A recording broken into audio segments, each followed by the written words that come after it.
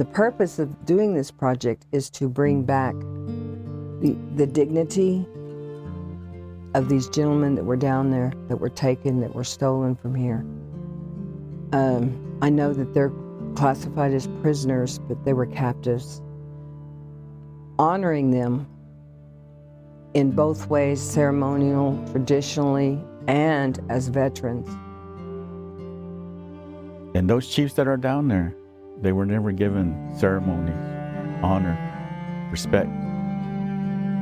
So this is more of a remembrance and honoring as we go down there to pay our respects and be humble and give them dignity and provide those ceremonies for them.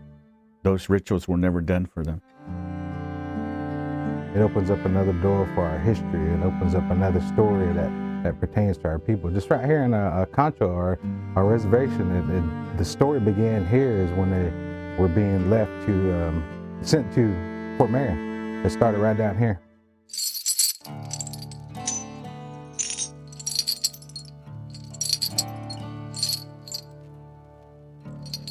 "33 Cheyenne and one woman and 2 Arapahos. And they incarcerated them, and they were chaining them up. And when they came to shackle Black Horse, he broke away and ran. And he ran towards the Cheyenne camp, and the soldiers started firing. And the Indians said that they thought that they were attacking the camp like they did at Washita and Sand Creek, and so they ran and dug up their weapons. They had buried their weapons, their guns, and they buried all this stuff. So the bullets were hitting, because they were shooting at this man, and the bullets were hitting the camp, and so they thought they were under fire. So that's how come they ran to Sand Hill and dig parapets and to defend themselves. You know, when I go back and talk about the Sand Hill fight, and after they hid and they charged them and tried to get into them, they couldn't do it because their horses couldn't run it through that bog, and they would bog down and they would have to go back. They couldn't get to the Sand Hill because of the swamp around them. They turned Gatling guns on them. The Gatling guns were never used west of the Mississippi until they used them on those Indians at Sand Hill.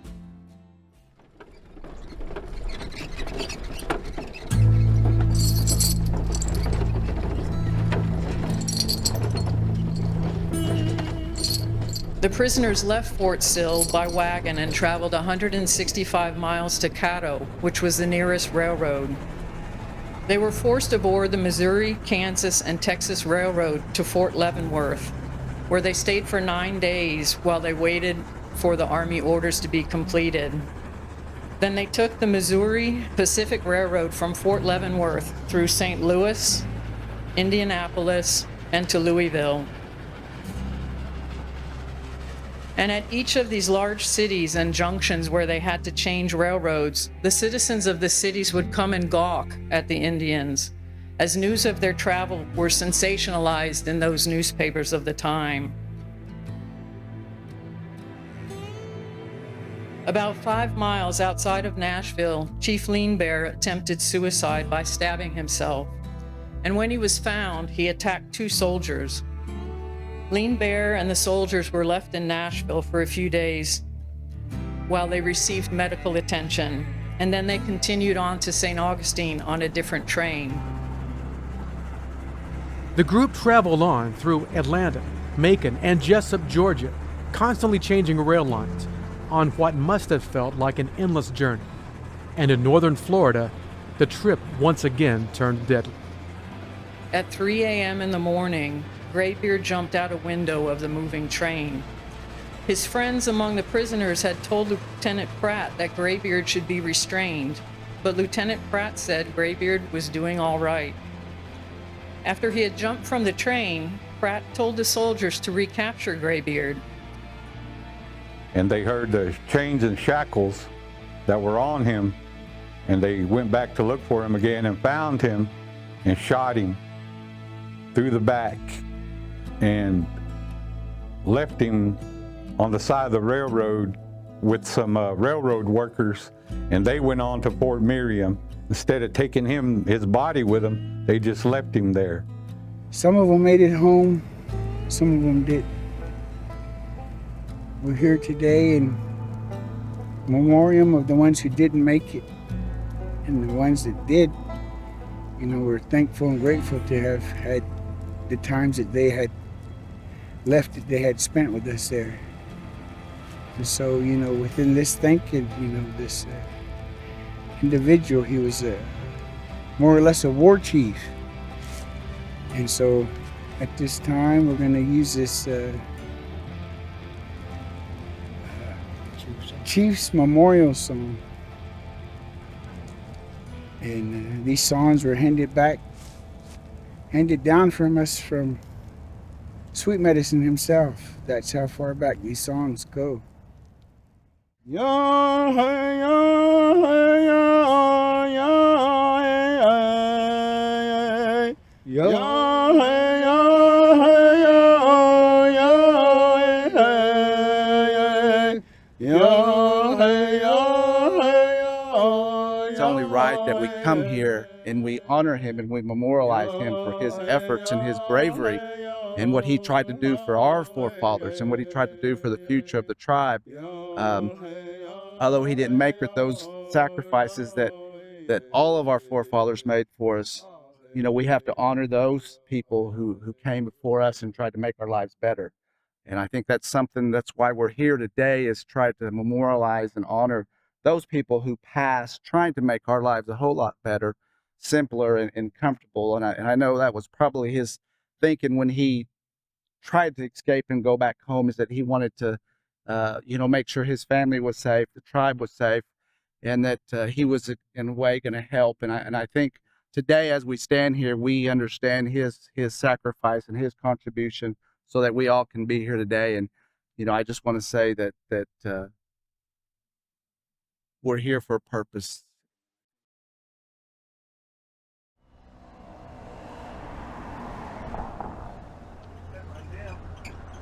Sometimes referred to as the nation's oldest city, St. Augustine, Florida was founded in 1565. And every year, its Old Town district welcomes millions of visitors from all over the country. Here in St. Augustine, one of the largest tourist draws, both historically and physically, is this old fort, built by the Spaniards beginning in 1570, named Castillo de San Marcos. Over the centuries, it changed hands a few times, to the British, back to Spain, and finally, when Florida, including this fort, was ceded to the U.S. in 1821, it was renamed Fort Marion. Since that recent history, though, this fort has really become a symbol of oppression for many Plains tribes, including the Cheyenne and Arapaho. The largest part of this fort's history was Spanish occupation. However, the British were here, and we do portray them at certain times of the year and for certain events as well. And so there are also, the Confederacy was here for a very short period of time. The Union was here as well. And so we try and portray a number of different time periods, but the largest portion of this fort's history was Spanish occupation and Spanish history. Now, our 1740 historic weapons drill. Now, what's going on right now?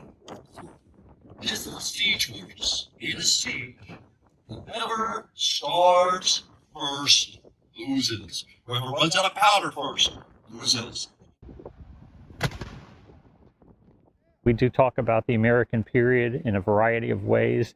The incarcerations of the Plains Indians here, the Seminoles, those are all talked about in various handouts and at various times of the year, as well as some of our interpretive displays that we have here inside the structure. It didn't surprise me that it was a small part. I was actually pleasantly surprised that they had as much information in regards to Native Americans as they do. So I'm thankful that the National Park Service recognizes the prejudice that was exhibited to the Native Americans at the time. While you were there, did you learn anything about Native American captives there? No, we did not. No.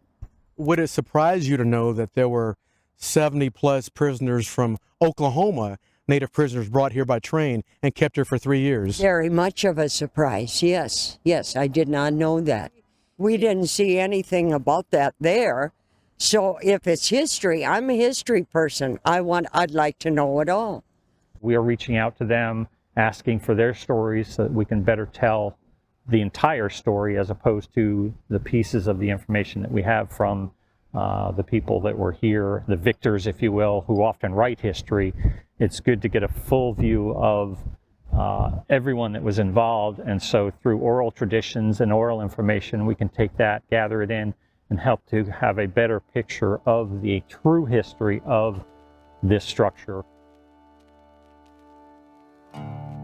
You got to learn about the history. You got to understand, you know, and these people that want to acknowledge this place or go down to this place, they need to understand our people was there for the wrong reason or the right reason. It don't matter, but there were deaths there, and you know, they just need to understand. It's a history part. Yeah, for us to see the other part, you know, to understand, you know, like I mentioned earlier before, we just got the information from the white side. You know, I believe during all these 100 years, we got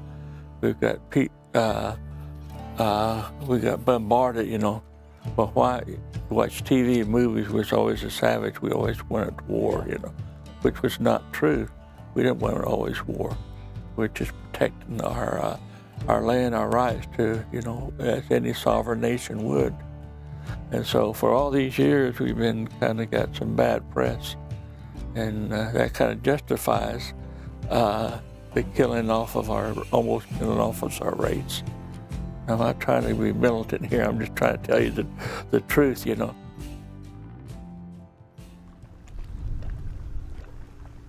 This project that we've been working on with the Cheyenne and Arapaho Tribes of Oklahoma has been 5 years in the works to bring us to where we are today, to help remember this important history and for us to learn from the tribal perspectives of what those imprisonments meant historically, but also what it means today. There was no trial. There's no hearing. And some of them were just standing there to see what was going on.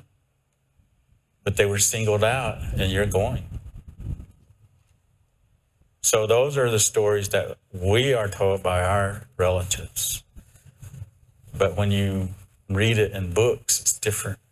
One of the very first things that happened when they got here was it took them out of their traditional clothing. They cut their hair. They took that away, trying to change their image, their identity, their appearance. You're now in prison. And we're going to recognize you as a prisoner. Not a warrior, not a headsman, not a chief, not a Cheyenne, not Arapaho, a prisoner of war. Even the time when they got there at Fort Marion and the time they left, they were never charged with any kind of crime or anything. And that's what, it always bothered me, you know, about that. Why they were locked up and they never were charged. The fact that tribal leaders were brought here to St. Augustine as prisoners is not in question. It's the perspective, though, that matters. Partnering with Flagler College, the Cheyenne and Arapaho Tribes hoped to inspire the students and faculty to see the story in a different context. It's my honor and my privilege that on behalf of Flagler College President John Delaney, the entire campus as well, to just welcome you to really what is this important event that I think we all recognize is really really only the beginning of an important conversation, dialogue, and really journey that many of us will take together. I visited the Museum of the American Indian in Washington, D.C., and seeing how they interpreted many different tribes. They interpreted treaties. They talked about treaties that were broken. They talked about all the other things that the big picture of this story could be. And I thought to myself, this fort in St. Augustine, there might be a way to open our visitors to that bigger story, It's not going to be like walking into that museum in Washington, D.C. But if we can engage some tribes, then they can help us tell that story and bring that different perspective. That's really, really important for a variety of reasons. We say when we interpret history, it's important to learn from history so we don't make mistakes over and over again. That's very true. But that perspective is really important, and to try to understand all sides of any point of view is, I think, very important. Gordy came to Oklahoma, and we didn't get too many visitors in the uniform, and we didn't know what he was doing and who he was. And they weren't sure what to make of me, and they asked me very clearly, what is it you really want? He kind of came up with, kind of brought us the story of being down here at Fort Marion, which we've always known as Fort Marion. I know everybody calls it the Castillo de San Marcos. And what I really wanted is happening today, a real dialogue with our tribal partners who were here in this fort, who are really the only ones that can tell what that was like, what was behind it. And moving forward, it will help us develop that portal into understanding not just this tribe, but all the other tribes as well. That it's a long process to get there, but we take, like any journey, one step at a time. I had been here several times previously throughout the years, beginning in 1984, and I just happened to stop by and go, oh, wow, that looks cool. I'm going to stop and look. And then the next time I came by, I was going, so where is Fort Marion? Because I know it's here somewhere in Florida. Where is it at? You know, I still didn't know. Then the next time I came through, which was about 1990, I asked, I said, where is Fort Marion? And I asked the people there at the park, oh, this is it. And I went, what? This is it? I had no idea. My grandparents passed away and never knew that their grandfathers was here. They knew that they were somewhere in Florida, in Fort Marion, but that's all we got. They never knew. They never knew the place. They never knew the space. They never knew here. I had decided when the opportunity came up and when Gordy came, I was in the room, that I wanted to try to do something. I didn't know what, and I didn't know how to get there. I didn't know what I was doing. So I'm really grateful that he came, and I'm really grateful that for my boss, the governor, who allows me to do these special projects and these things that are my passion, these things that I love. These are, Big Moccasin is my grandfather, Moses Starr's grandfather. Heap of Birds is my grandma Helen's grandfather. And so these are the things that we need to talk about, and we need to talk about the stories, and we need to have an understanding. In 2015, we hosted an exhibition at the CRISP entitled Rewriting History from the Southern Plains to the Matanzas Bay. This exhibition was co-curated by Emily Arthur, John Hitchcock, and Marwin Begay, and the curators asked 72 artists, both native and non-native, to interpret the ledger drawings made by the Cheyenne, Arapaho, Kiowa, Caddo, and Comanche prisoners at Fort Marion from 1875 to 1878. The artworks included were not only thoughtfully made and wonderful pieces, examples of contemporary art, but some of the works in particular made by descendants of the prisoners, such as Edgar Heap of Birds and John Hitchcock, who's Kiowa, also acted as a lens into a deeply personal and intergenerational cultural experience. This experience of being torn away from one's family and taken to an utterly foreign place where the assimilation that began as an experimental project by Richard Henry Pratt, that was later institutionalized as the Indian boarding school system, and just the reproductions that are still felt within tribal communities today. Suffice it to say, this was an incredibly educational experience for me, and it has stuck with me since then. I chose to study this style of art because I felt a lot of meaning going into what they were expressing. And it wasn't just physical, it was spiritual. And their intent was to express their feelings, to draw their emotions, and things that they faced while they were exiled here and imprisoned. So making medicine was one of the warriors that came down, and he was one of the very first Cheyenne artists to do ledger art here. He was the first. And the rest followed a year later.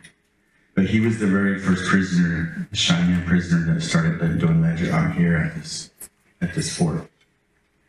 And so making medicine, he was a powerful man. You see his leggings, the beadwork on his leggings, and then you have the horse, the linen cloth, they call it wool cloth, trade cloth. As an interpreter of ledger art, I love looking at it. I love telling their story, because these ledger drawings are their voice. They're telling us what happened. They're telling us what they were doing. They're telling us how they survived, how they lived, how they felt emotional feelings of their loved ones being away from them. You know, because of the journey of our tribe, both Cheyenne and Arapaho, like for my family, you know, the drug and alcohol abuse, you know, has come up, you know, several times. My father passed away when I was real young, 2 years old, and that was a result of, you know, him drinking. And then his dad, John, he passed away because of he had been drinking. And so, you know, when that happens in families, those stories that should be told from one generation to generation are passed down. So, in my family's case, that's not unique. Unfortunately, it's happened. And of course, boarding school comes into play there too, that, you know, the devaluing of traditional tribal stories, you know, was reinforced by BIA. Certainly our language, you know, don't speak your language, learn English. What we're finding is, things that might not be surprising to you, is that biologically, your body can adapt to stress, and that stress can produce changes in your body that can be passed on to your children for generations. That's basically what epigenetics is.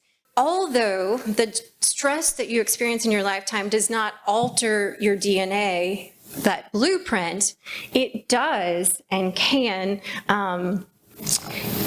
engage and create some chemical processes that attach molecules to your DNA. And what that does essentially is create a starting and stopping of what the gene is supposed to express. So it keeps it from expressing certain traits or encourages it to express certain traits. So it's essentially like your DNA stays the same, that map stays the same, but just in the same way when you're taking notes, you will highlight some things, right? Students. So highlight some things pink, and that could mean, hey, pay attention to this thing, right? And then we might highlight some things green, and that might mean, hey, you don't need to pay attention to this right now, right? And that's what's happening at the molecular level. The reason why it becomes relevant here is for understanding some of the health disparities that we're seeing in Native American populations, right? So there are very high rates of addiction, suicide, mental illness, sexual violence, and other health disparities among Native peoples that are influenced, at least in part, by historical trauma. Displacement from one's people and one's family is considered a form of social death, right? And so to remove people from their social ties elevates stress. And that produces a lot of cortisol in the body and elevates blood sugars. So when we see high rates of diabetes as well, unregulated high sugar levels. So these processes that we're seeing, these health disparities we're seeing through epigenetics, we're starting to see that there may be some markers on the genetics that we can start to recognize and look at that will help us understand how these historical health disparities are related to historical and intergenerational trauma that is passed on through the generations. What we have to understand is that the Cheyenne people view exile as the most drastic of any treatment or anything that can happen to us as a people. Usually it is the result of having committed intra-tribal murder, exile, for a period of 4 upwards to 10 years, complete exile by themselves, to live alone, which was a virtual death sentence in the environment of that time. Exile. So these warriors, Notuel, those that had been created by the good man with the knowledge that he brought out of Beartooth to protect us, to provide for us, to be of service to the Council of 44 Peace Chiefs. Some were sent off because they dared to protect us. Oaths that they took when they became members of our various warrior society. And so they left. And in horror, the tribe, the women watched them as steel poles were attached to the middle of the wagons. And those soldiers were put in shackles, their arms and legs shackled to the poles that ran down the middle of those wagons.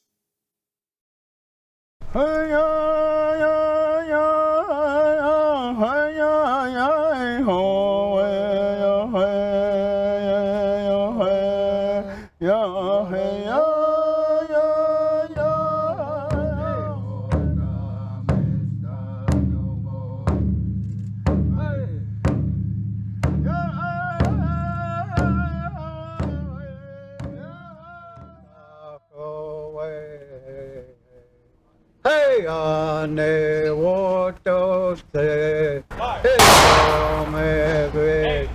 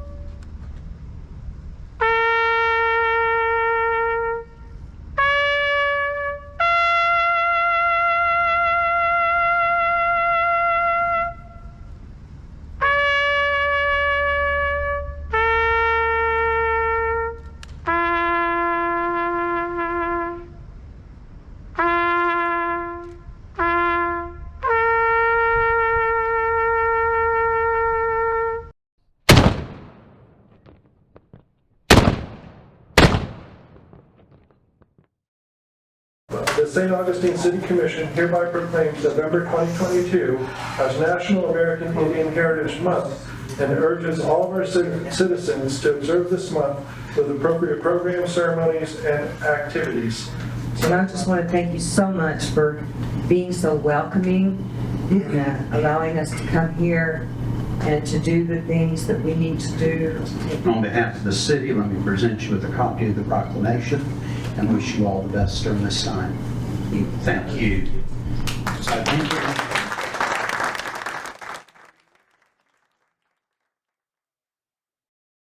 When visiting a park unit, you may see signage that's titled, "We Are Still Here," which tells a small part of the story of tribes that were affiliated to that particular site. But we, as the National Park Service, has failed in telling the full and complete stories of the 574 federally recognized tribes, as well as those of tribes who have yet to attain federal acknowledgement, but who are still connected to place. It is something that many of the parks are working on. Currently, many national parks are working with affiliated tribes and tribal members to tell a more complete and accurate history and consulting with tribes in developing and planning new exhibits.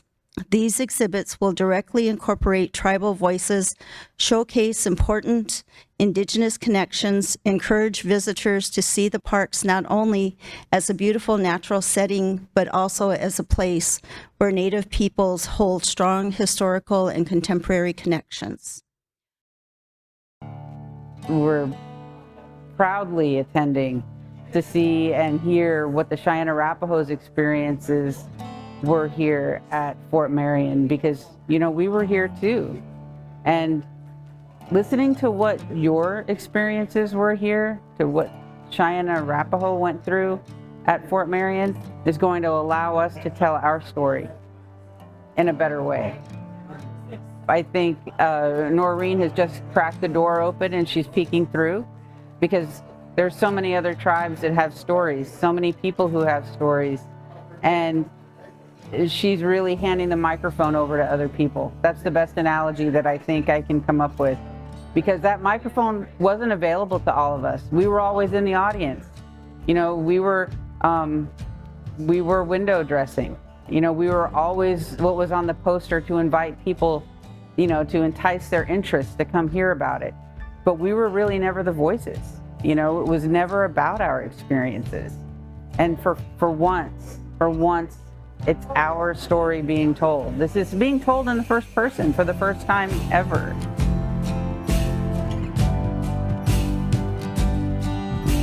Every story has more than one side.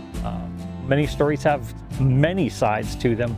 And so we want to make sure that we get a good understanding and give different perspectives on a situation so that we can provide the best information possible to our visitors. And that is, after all, what we're trying to do here, is educate and let people understand the history of this structure. It's not all, wonderful, and it's okay to be able to tell that. We want to be able to tell the full story. We haven't forgotten those who were sent into exile in a totally different culture frame of reference and confined at this prison, the oldest fort in the United States, for 3 years, taken from home, taken from family, from all that they knew that was familiar, because you just can't engage in a fight with the United States federal government without someone having to pay for it. And these Fort Marion prisoners, all 72 of them, included in one woman,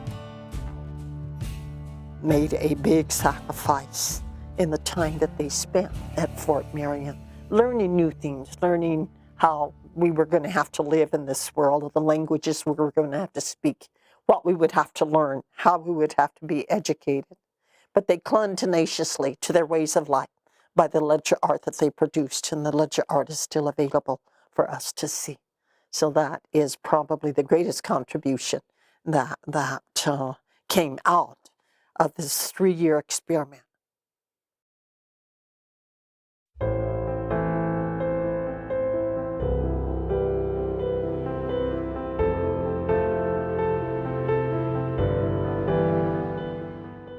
The whole purpose of this is to educate. We want to educate those powers that are down there, the National Parks Service and also Flagler College.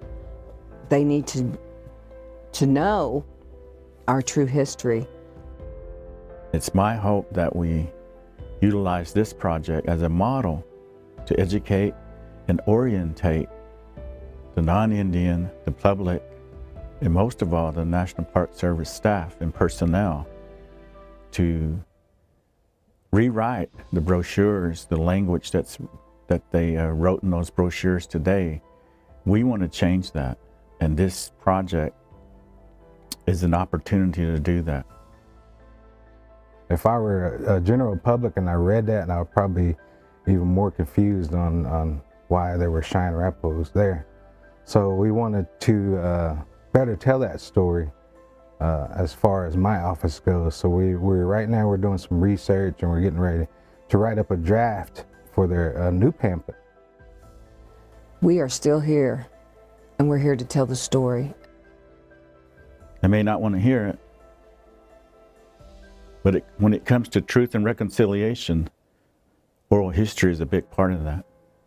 And we can correct history. We may not change history, but we can correct history.